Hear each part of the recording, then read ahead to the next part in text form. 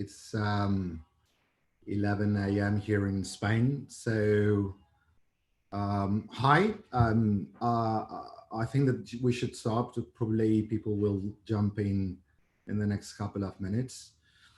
But basically, first of all, let me say that I'm very excited to be here today to share basically my vision, the vision from our group, about the importance of building brands to better impact on business growth in a very fast changing landscape, where obviously technology is having a huge impact on people behavior. Right now, what we believe is that people is massively affected by technology, especially during this recent coronavirus lockdown that we all suffered, where devices have been the only window for many people to the outside world.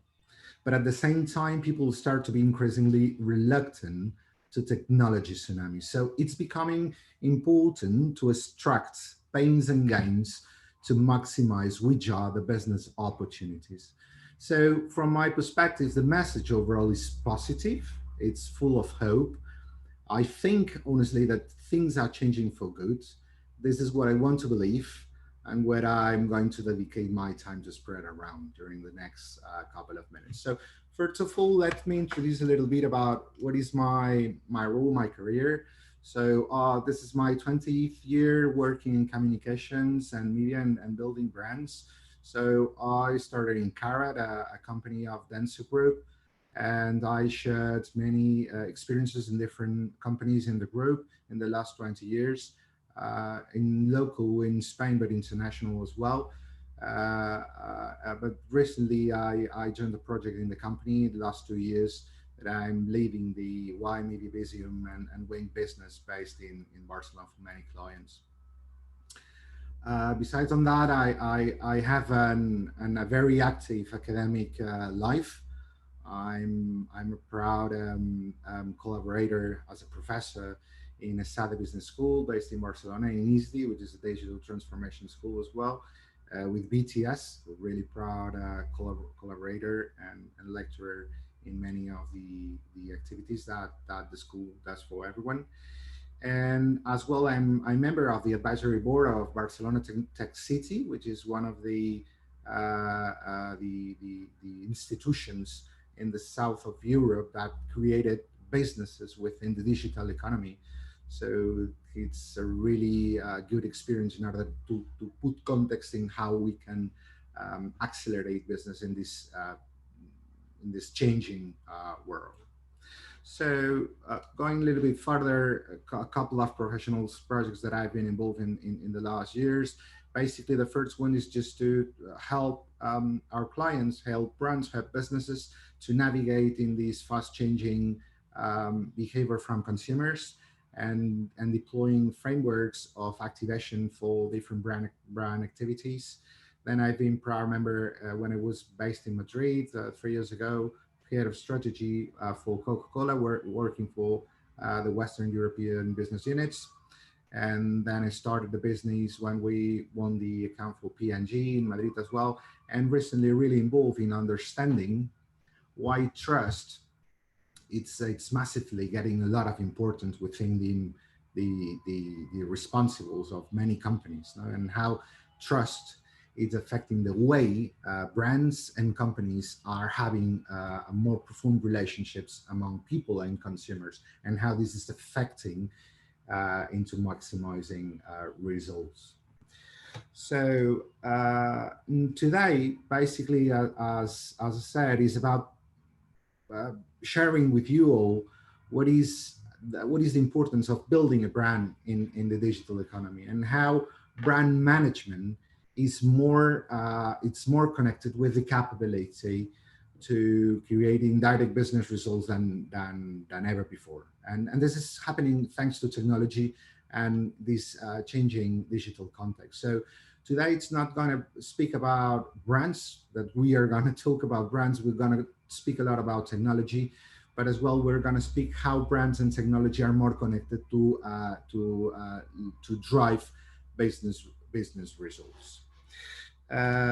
Said this, I will suggest that these sessions, to keep the questions that probably will arise during the session, to the end of the presentation if you find so. I'll be more than pleased to answer everything, as well as beyond this session using my personal assets in LinkedIn or in Twitter. You will have my email address at the end of the presentation, but as well using the official BTS sources. So the first thing is just to encourage you to put the right questions. Is that probably I'm not going to have all the answers. This is very difficult to have in this really fast changing world. But I think it's more important than having the right answers is to put in the right questions. No?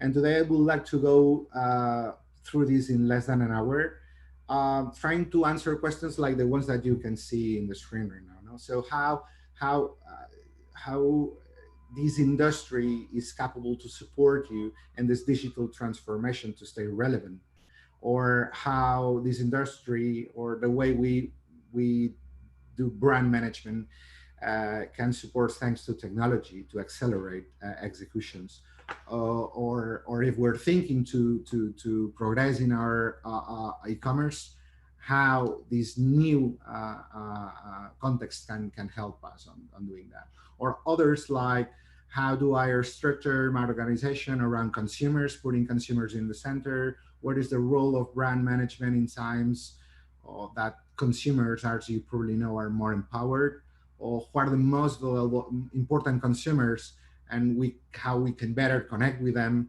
How can I transform the perception of the brand that I'm working for or that I'm building right in the next future?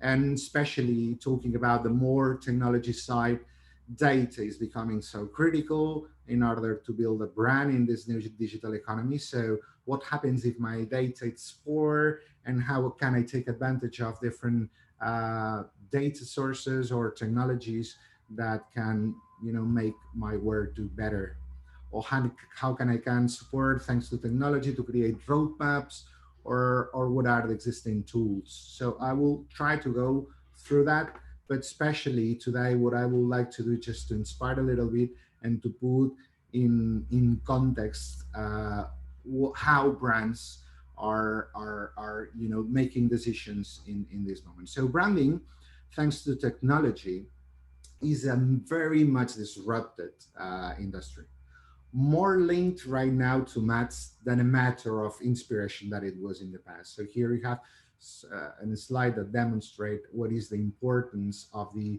automated systems that we in this industry are using time to time to do the same things that we used to do in the past, but doing it from a different point of view. So basically, this is a chart that says that despite the environment of digitalization and data is becoming so critical, our aim and our roadmap is to show which brands and companies will survive talking and listening to people, not just from the numbers, but extracting from the hearts. So basically, this is what we're struggling to do.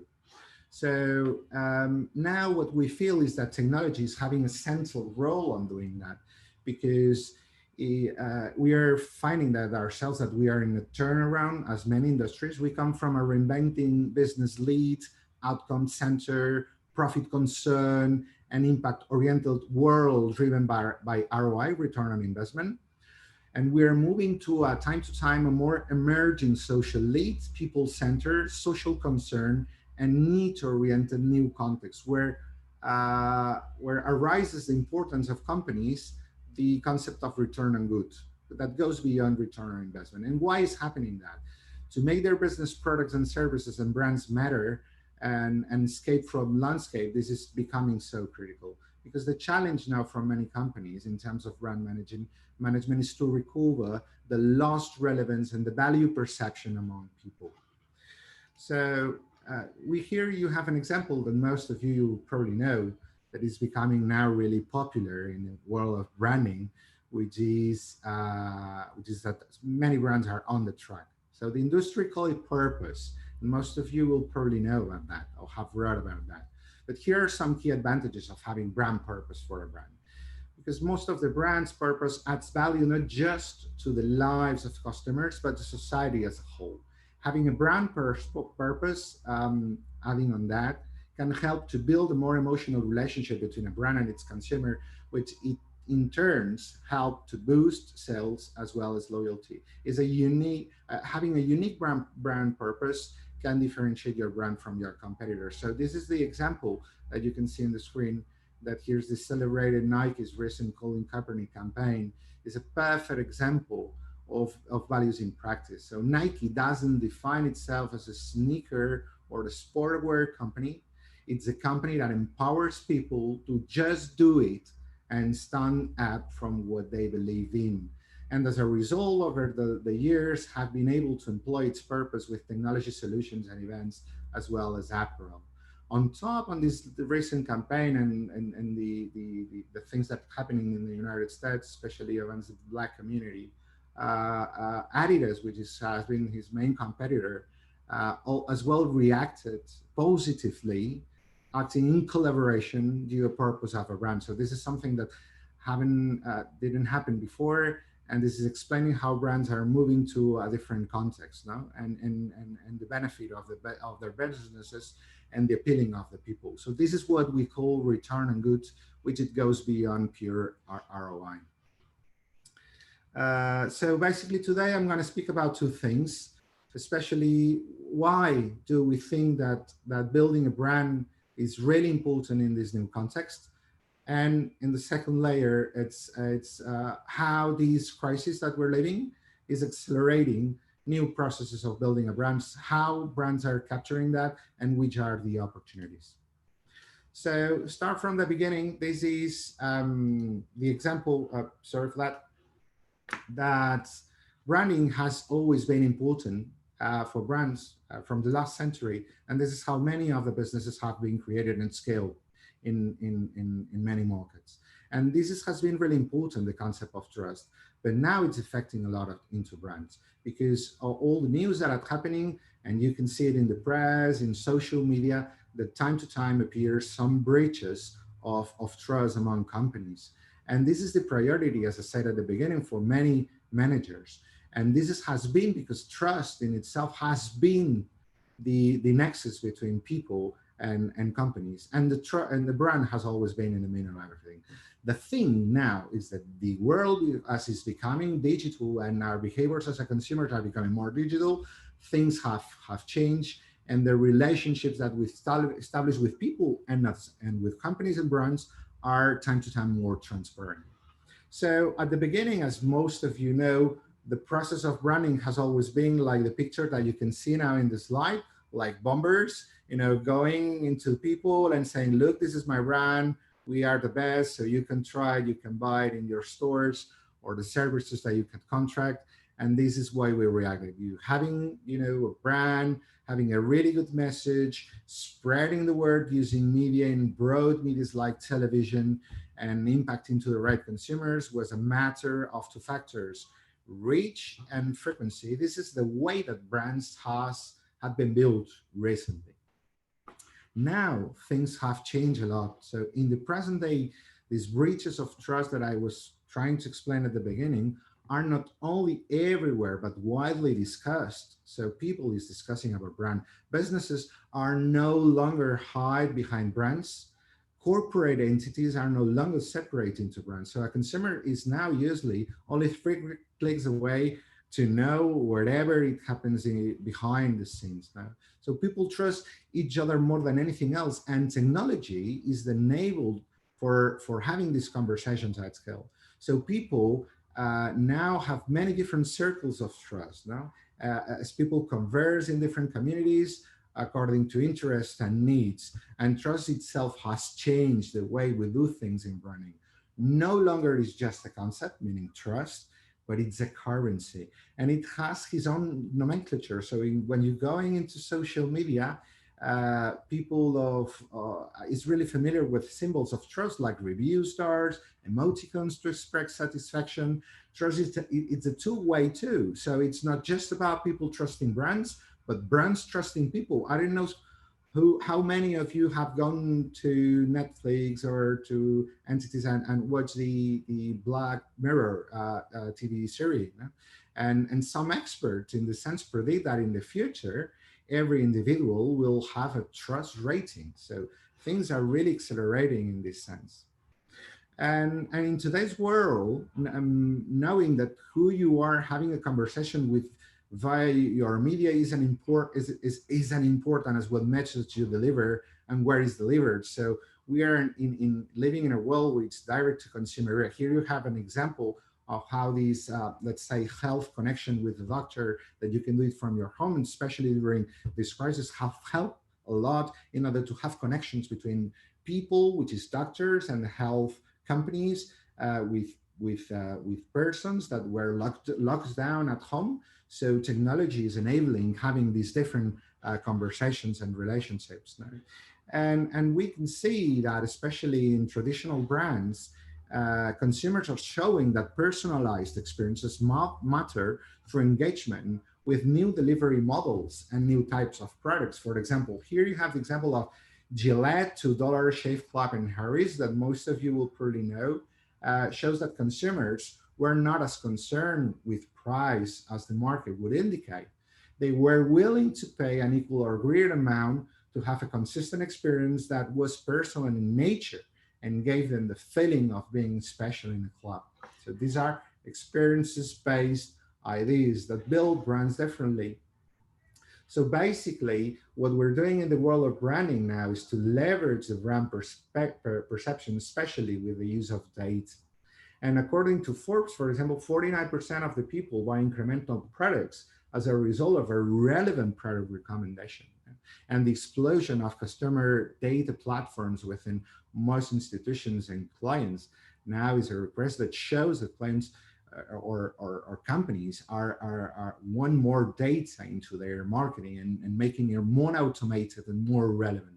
So agencies now are more focused on technology and data, enabling to have significantly a higher organic growth rate. So data is becoming really critical. And some of the companies, and a lot of the experience are going this way. You don't have to look any further than Netflix or Spotify. Most of you are users of these platforms to show the value of data and evolving competitive marketplace. So, for example, in the case of Netflix, when it was founded, it was based on the idea that consumers didn't want to have to go to store to rent movies. And the data point that overdue fees were causing people to rent less. So what they did is they developed business model on that data point that then evolve into customers wanting to stream video, and how was evolved in using consumption data to determine what content to produce and the image that should be shown on the platform to get people click on the trailer.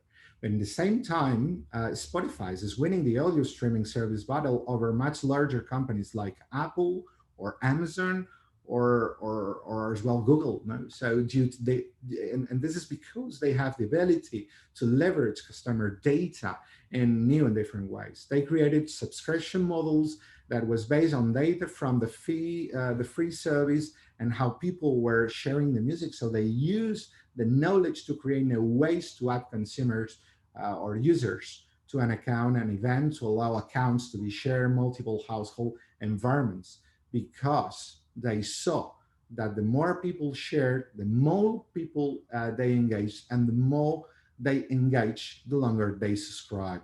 So this is examples of how data is becoming so critical. These are prime examples of business decisions being based on data about customer needs and desires.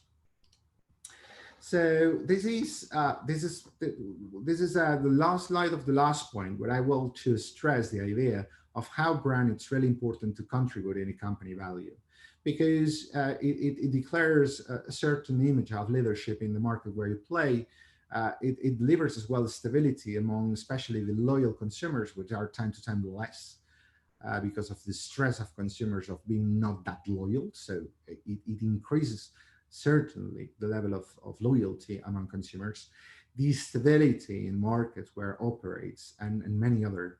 So the impact of the contribution of company value is different to many sectors and many brands. Here you have some examples. No? Premium brands like Gucci, the contribution of the brand into the company value is really high, talking about approximately 83%.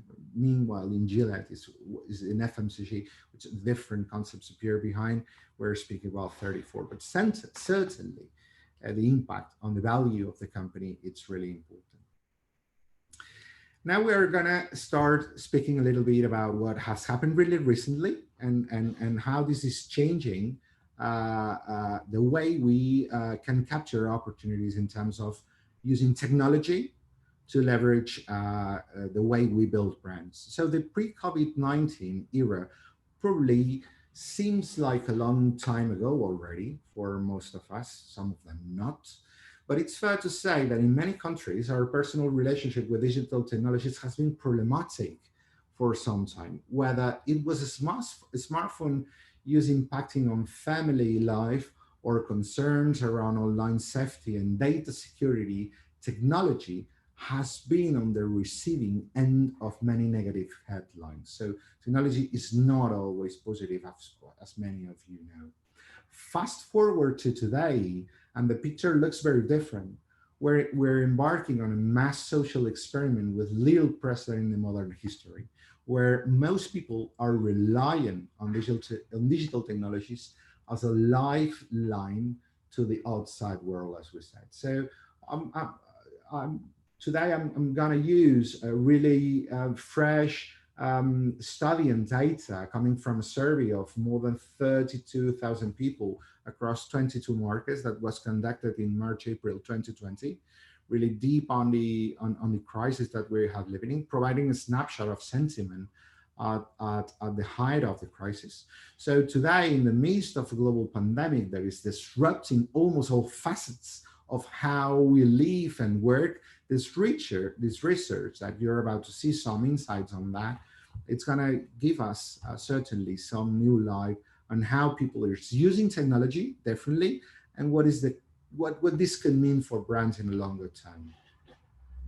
So the first thing is, as well as the direct health economy impacts, COVID-19 is leading to new consumer behaviors, responses to the world over. Consumption of digital media such as streaming services, social media sites, and online collaboration platforms has rocketed in the recent months. Globally, people are now far more likely to engage with many digital products and services than they were last year. For example, around three-quarters of people globally are now more likely to bank and shop online versus last year, as necessity forces onto online platforms as we lived really recently in our families, in our friends, in our surroundings. The uptake of digital services is seen among older people too. They were really low penetration among these segments, no? And especially, well, around 6 out of 10 in this elder ages bracket are also more likely to listen music via streaming service such as Spotify or YouTube, or stream TV like Netflix, Amazon Prime, or Hulu. So this is one of the things that we have really realized in this survey. So that within the context of a huge increase in online consumption, the personal use of technology is seen as overwhelmingly positive in terms of its specific impacts on well-being. Out of a list of potential impacts with an even number of both positive and negative outcomes, the top choices globally are all positive. At this time of crisis, people are understandably focusing on how technology can deliver their human needs for pleasure, especially connection and discovery. Priorities, of course, vary depending on the age. For example, people in the oldest ages groups that this survey struck rank the ability to feel more engaged with friends, family, the world around them as the number one impact on the use of technology, underlining the importance of the role of technology, such as voice-enabled smart speakers, can play in keeping us connected with potential vulnerable populations. But for younger people, on the contrary, the priority has been more in terms of learning new skills, either as a substitute for physical learning or to adapt rapidly to changing workforce. So both for the younger cohorts we served, this survey has done, cited education as the number one impact in their personal technology use, which it makes sense. And most of you that are connected with BTS, of course, it makes sense. So across the full spectrum of factors that can impact our sense of health and well-being in the current crisis, technology is playing a critical role. So guys, that you're connected with technology, you're technology lovers, I think it's our momentum, has been our momentum for time, but now it's getting really critical. And basically for three factors that we have extracted. First of all is understandably, even the tens of thousands of lives already claimed by the virus, two-thirds of people, and particularly the elderly, believe physical health, is the number one driver of health and well-being. Brands are responding directly through the increased development and sale of remote health diagnosis, as well as an explosion in content aimed at helping people stay healthy. In the US, for example, Nike dropped its subscription fee to its Nike Training Club premium service, enabling customers there to stream its workouts, videos, and training programs for free. The second point is a very important driver of health and well-being in relationships with friends and family. This is particularly acute among women, where there is a significant gap between male and female in this sense. As responses to this question, a number of brands are leaning into this trend. For example, the alcohol beverage manufacturer Diageo is offering a range of online virtual cocktail classes to help people enjoy a social drink at home. So this is an example of that. And in terms of aiding mental health, the third most important factor identified in the survey is a number of brands that are using technology to help people stay well during the crisis. For example, Snapchat has rolled out the Here for You search tool to help users who may be feeling anxious or stressed over the coronavirus pandemic. So it's really designed to surface safety resources for mental health experts when users search topics like depression, anxiety, or even suicide. So in this sense, our newfound reliance on digital technology and digital media, especially to work, stay connected, and learn, comes against long-term trend over the last few years of a tech lush, and we speak about that at the beginning. So, tech lush understood as a broad-based anxiety about the impact of technology on society and the role of big tech and the impact of tech in our daily lives. So this study shows basically that the trends of the last 3 years and are the evidence that shows consistent patterns of concern around the impact of digital technologies on society. For example, here you have some data that supports this. 50% of the people today believe the pace of tech change is too fast. They are not able to absorb it in the pace is changing. So, and this level has been really consistent in the last years. Nearly half of the people surveyed believe that digital technologies are increasing the inequality gap between rich and poor. And this is concern, especially from companies around this factor. And only around one third of people believe that emerging digital technologies such as AI, artificial intelligence, and robotics will create jobs in the future.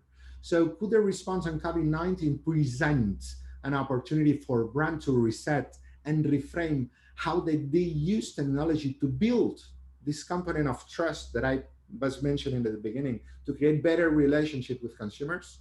Or will be the tech lush return with a vengeance? So this is the point that I would like to stress in the following minutes. So the challenge for brands is understanding how behaviors will endure beyond the immediate demands of the crisis that we're living in many markets, and what might fall away over the time. So overall, there are a handful of consumer trends related to brands' use of technology that the survey and these studies and existed around that I have identified that look set to shape the future that it's going to come beyond this crisis. The first one speaks about a post digital privilege, and living our lives online has led to a rapid scaling of digital investments and capabilities. This will condition a number of expectations for the foreseeable future towards digital by default. as a core value proposition, as well as an increased appreciation of the link between digital access and improved life outcomes. In terms of access, for example, the analysis shows that the majority of the people we have surveyed globally are satisfied with their mobile and internet services at this moment in time, which is becoming really critical for every one of us. Around two-thirds of the people globally believe that their mobile and fixed internet service has high quality in terms of coverage and speed. However, only half of people globally believe the same in terms of affordability, sounding a note of caution in the context of an economic recession and reduction of consumer spending. So, how can brands ensure that the digital products and services are inclusive as possible? The second point is the digital DIY. So most of your families and friends have been really DIY in the technology arena, being confined and locked down at home. So consumers now have been using technology to become a more self-sufficient and focus on self-investment across a whole range of hobbies and activities, enabled by brands who have pivoted towards empowerment and self-care. For example, a number of secret recipes that have also been revealed as brands try to help people to recreate their favorite foods at home. Most of you know about IKEA that revealed the secret recipe of to its iconic Swedish meatballs. I don't know if you have ever tasted, really so good, but they have done this during this crisis. And many cosmetic brands have now had to shift their offer to consumers towards self-care and online tutorials. Still others, has put down double-digit growth in its third quarter of the 2020 fiscal year down to consumers in the desire to address health and well-being at home during the lockdown. And moreover, as people continue to work from home, the need of for on the job training and online education will become really critical for every one of us now. Today, I'm here at the office. I started to come on the mornings now in this return on the new normality, but we all have been working home. So it's especially these people that need to transition into the new roles or analysis. Our analysis over the last 3 years shows that people are utilizing more fully their digital skills in the workplace, increasing from one third in 2018 to nearly half in 2020. Again, the emphasis here will need to be on using technology to empower and upskill people. For example, Adobe is providing free in-home access to Adobe Creative Cloud to higher education institutions. The other one that we call the unfilled self. So here is basically that the more time we spend online for work and pleasure to entertain ourselves, the more integrated consumer personas are becoming across different platforms and contexts. This has occurred perhaps most obviously in the context of the lines between work life and home life becoming increasingly indistinct. So it's like a really dystopia for everyone, especially that the ones that have kids at home. So I don't know you guys, but has been really massively, like a nightmare dealing with that. But we are also seeing growing integration between the two realms in the ways that we shop and the way we project ourselves online. For example, in February 2020, a UK retailer that most of you will probably know, John Lewis, launched a virtual reality application on its website so that consumers could more easily visualize sofas in their own homes. Similarly, we're also seeing a shift in how we project ourselves online. This may be as simple as things like changing backgrounds in Zoom meetings, but it is also increasingly sophisticated when new tech-enabled services enabling people to keep up with the latest fashion, but without having to visit a store or even purchase physical piece of clothing. For example, digital clothes such as those developed by Swedish clothing retailer Carlings are becoming increasingly popular and look set to continue while people remain worried about visiting the high street. So they are also more sustainable, of course, and this is an important brand value. And remember the first slide that we introduced about the return on good, especially for younger segments, which are more image conscious consumers. The other one is what we call the tech for good for all, tech for good for all. So this is a really important one because the current crisis has brought into sharp focus general awareness about how technologies can be harnessed by businesses and governments to deliver wider benefits for society. We're living crisis everywhere. Today, two-thirds of people expect organizations to use technology in a way that has a wider societal impact. And in some emerging economies, that belief in particular acute. For example, more than 80% of the people we serve in China, South Africa, Brazil, or Mexico share this view. This will bring new expectation on brands, certainly, and the use of their digital assets and their disposal for social benefit, which with the threat of global recession emerging, may well prove essential to help societies to continue to thrive. Yesterday, we received another really good news here. I'm based in Barcelona. So one of the former trainers had declared that they have an ALS problem, a health problem.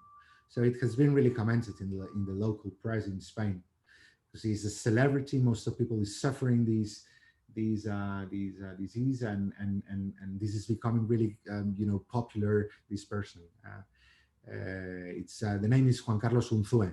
So he make a press release when he declared that he has having ALS. So I would like in this subject of tech for good for all to showcase a project that has been developed to 1 year and a little bit more ago, and I will project a video that will probably connect this idea, the tech for good, in order to showcase what is the idea behind.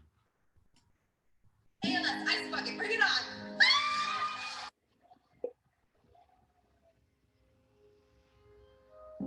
Creating awareness and being an advocate is what I wanted to do.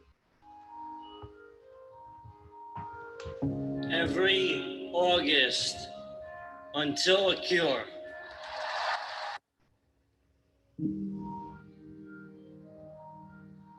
One of the hardest things about ALS is losing the ability to speak.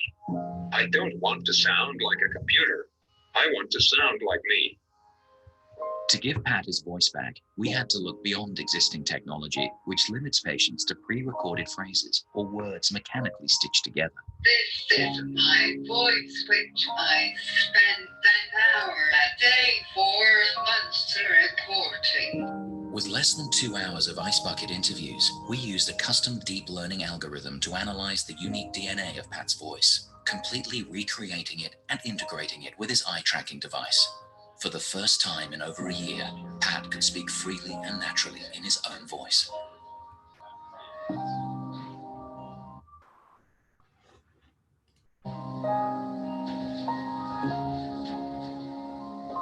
Time to say goodbye to this computerized voice.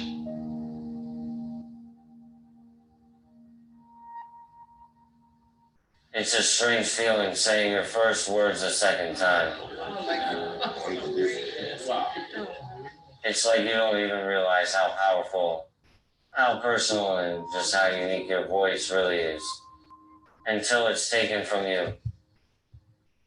Guess who's back, bitches? I mean, that is just highly emotional stuff. It's absolutely life-changing. They have him back, to hear his voice again. That is just a marvel.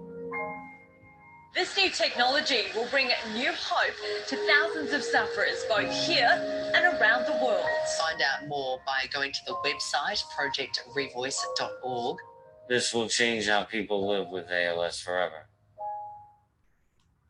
I don't know what you think, guys, about that, but I think it's truly an amazing project and the opportunity for brands and companies to develop tech for good in order to reach those consumers and people's hearts. Now it's becoming a really huge opportunity. The other point I would like to highlight is that every brand is a health brand, and accentuated by the crisis, but reflecting a longer-term shifting priorities. As you know, 2/3 of people globally will expect fewer products and services to be designed in a way that enhances their health and well-being. Given the circumstances in which lockdowns are likely to be lifted gradually in many markets, and people reticence to visit public places for some time to come. Many of these health interventions will need to be delivered via digital technologies, as most of you have experienced. The growth in remote diagnosis and home health analytics is a clear source of growth for the health and well-being sectors itself. But for brands more broadly, there is an opportunity to pivot towards value proposition that seeks to address people's fundamental human needs at this time, particularly in terms of physical and mental well-being. So this is becoming as well really important. So at this point, whatever your sector or segment or the project that you have now currently, in the future, brands will be expected to play an integral role in helping people staying happy and healthy.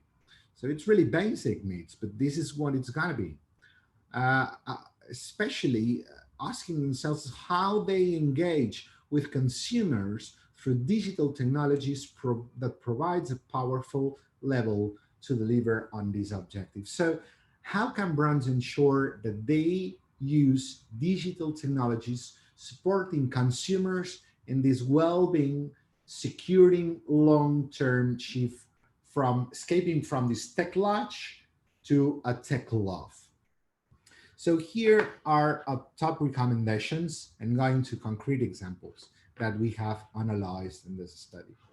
The first one is that speak about creating helpful experiences that pivots towards using the technology in a way that is helpful in meeting fundamental human needs, in particularly as it relates to our well-being broadly understood.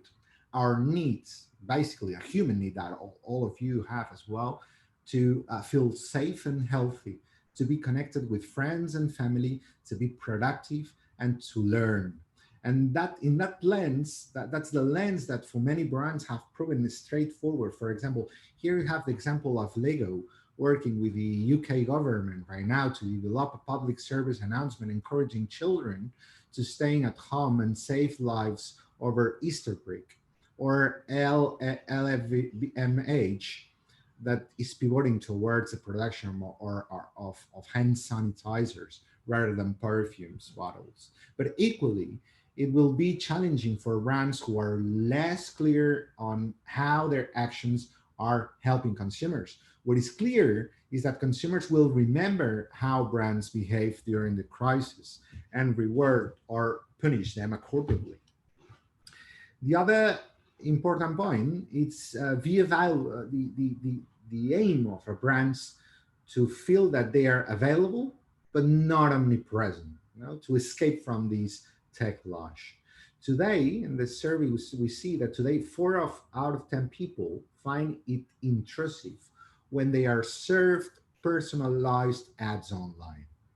If brands are going to cultivate people positive engagement with digital media in particular, they need to rethink personalization strategies to be more empathetic from one side and helpful to individuals.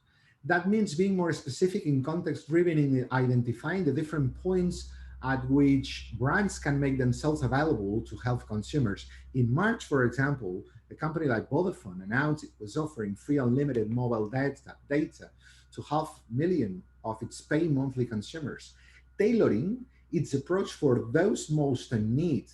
The UK telco provider has proactively upgraded the staff workers of the National Health Service workers and vulnerable consumers. So they have segmented this offer for them. So to the scheme for the next 6 months, and another 500,000 customers can apply as well to the scheme via the Vodafone's company app.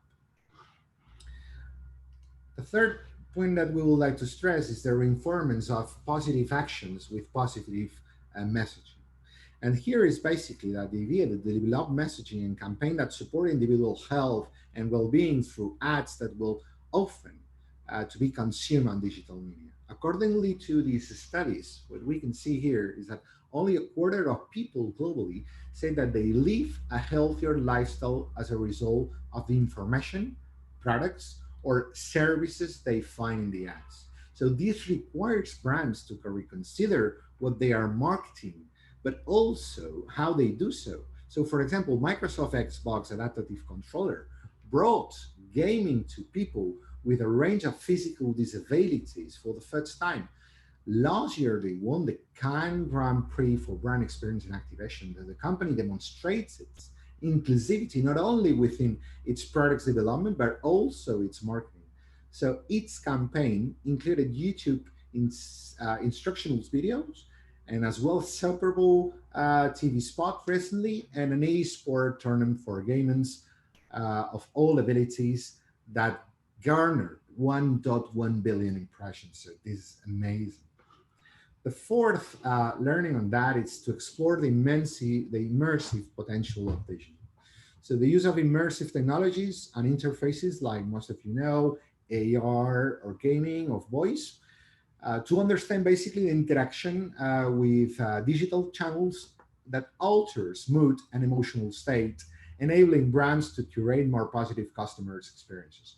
This year, for example, in the UK as well, personal care brand Lynx is celebrating its 25th anniversary of its popular Africa fragrance with a creative TV campaign talking viewers through 25 years of British teen culture to spark nostalgia and uplift its customers during lockdown, um, during this moment of lockdown. So customers will be have been able to lock down with augmented reality versions of the advert be a snap code on its limited edition range product. So I invite you to visit this example, which is really, really, really amazing one.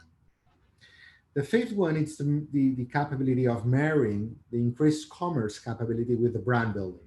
So one of the advantages of technology and digital is that brands or brand management is more close than ever before to create direct business outcomes. And this is basically the idea here is to deliver a positive human experience through digital channels.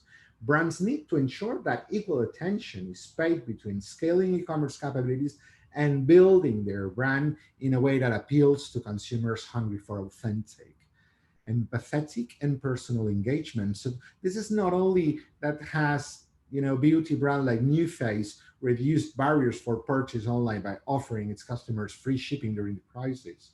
The company is also successfully building its brand by creating digital content to resonate with its consumers rather than pushing its own products. New Face service its Instagram viewers on what type of content they would like to see and response in hours with appropriate content. So consequently, its views on Instagram stories are up to 30% and likes and comments, so the engagement rates on Instagram and are up to by 20%. As an example of that, that putting the product on the center and the experience of people against the products, I would like to showcase another example. I don't know you guys if you are now or recently related with the real estate world that you would like to rent or reconsider the place where you're living in. So basically the ideas, the reflections that you do as a consumer when entering into hire an apartment or rent an apartment or buying a house are not properly driven by the majority of the players of the sector, especially the ones that are playing in the digital landscape. So I would like to showcase an example of a real estate brand operating in Denmark, which is really connected with this idea of marrying the increase of e-commerce with the capability of branding new experiences and brand building. What if we've been getting buying a house completely wrong this whole time?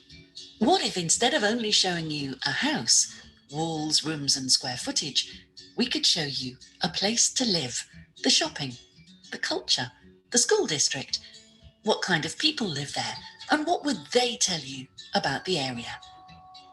Because while you're searching for the right home, the right neighborhood is also searching for you. Why don't we make that match easier to find?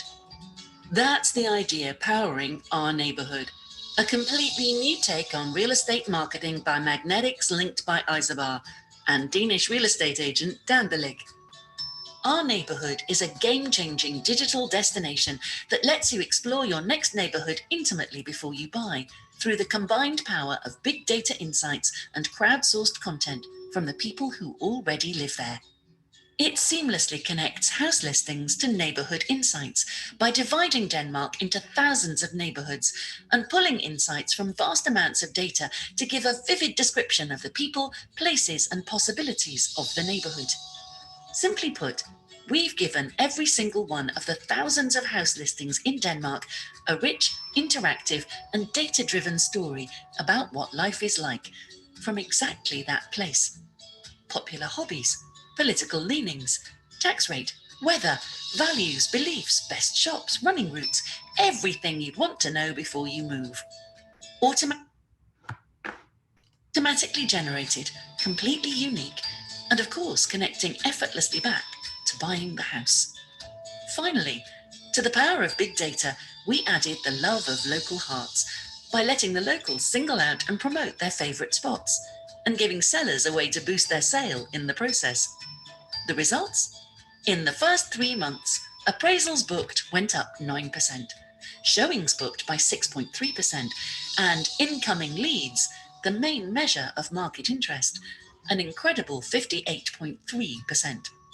Turns out a lot of people weren't just looking for a house, but rather a place to live, and found it through our neighbourhood. I think it's really, really good idea on What how if- to progress through product in the digital economy. The sixth point, and we're arriving into the end of the presentation, is the increase of online safety. And most of you are really concerned about this problem, as everyone.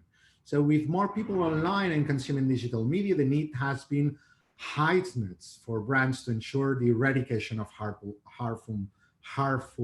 content. Furthermore, with conspiracy theories and fake news, especially during the last times, abounding during the crisis, brands also need to work harder to find ways demonstrating the veracy and the credibility of their messaging. So in January of this year, companies like the ones that you see in the slide, Mars, P&G, Adidas, Lego, and Unilever, as well as Google and Facebook, outlined a plan for preventing the spread of harmful content online. Its objectives include, for example, developing tools that allows brands and media agencies to take better control of where their media spend is attributed, and creating a set of measurement standards to marketers can assess their ability to block, demonetize, and remove harmful posts and videos.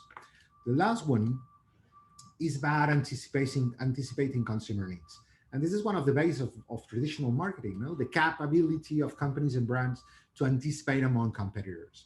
But here is becoming more critical because as brands look to reposition themselves as enablers of people health goals, there is a key role for CRM capabilities that can predict key moments in consumer lives where a brand could helpfully offer a relevant product or service.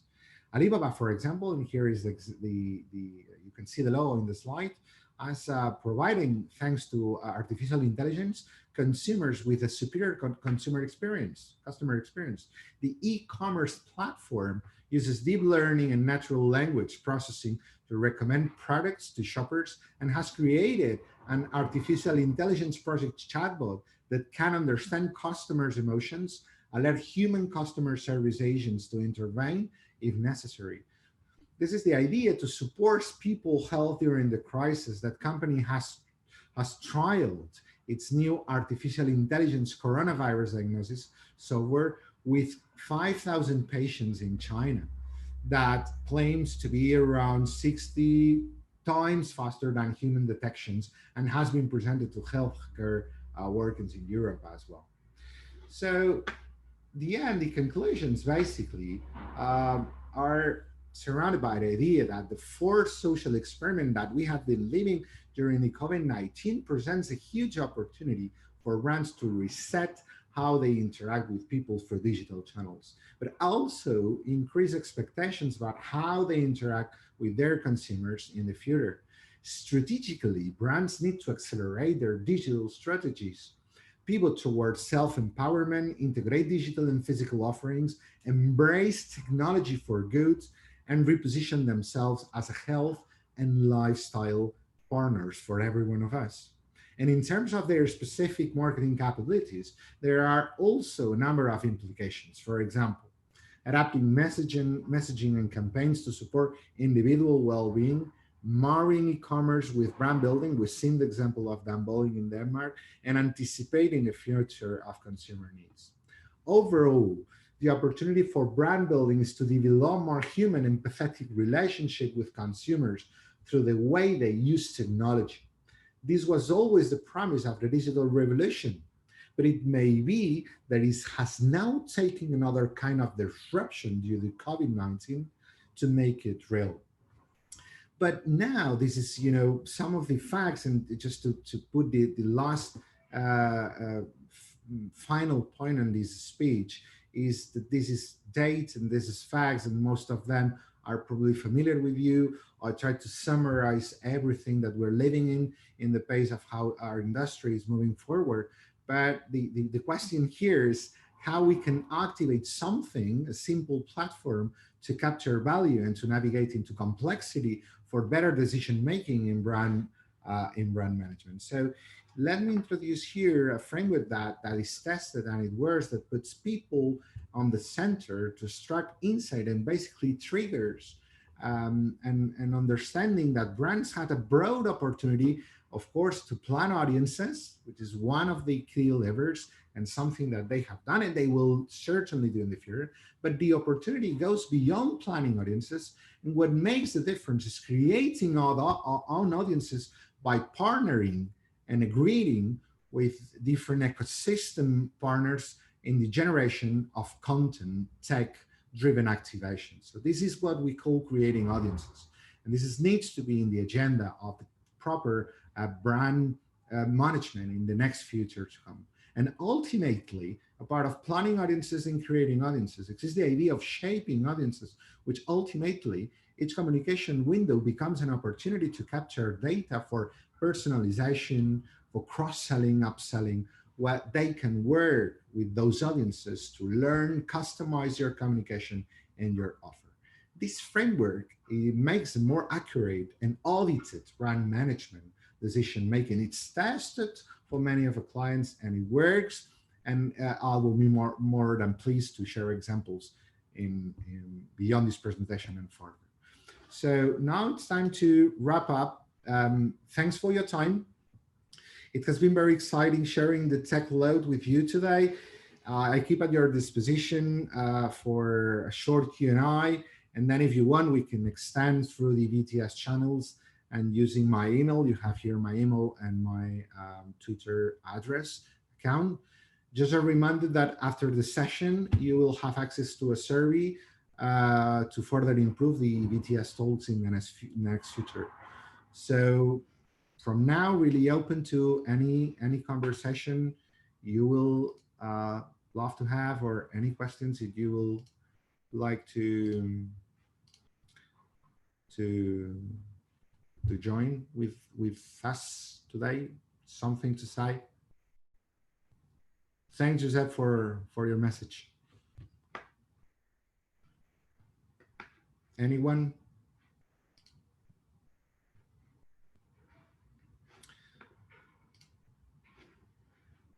So it looks like there's are no questions, no comments. Again, just opening to all of you if you want to, put questions beyond this presentation in using the VTS official channels or my personal ones. Really open to you. Okay, so if no questions behind, no comments, hope everything was interesting enough, and have a good weekend. And it was a pleasure being here today. Thank you.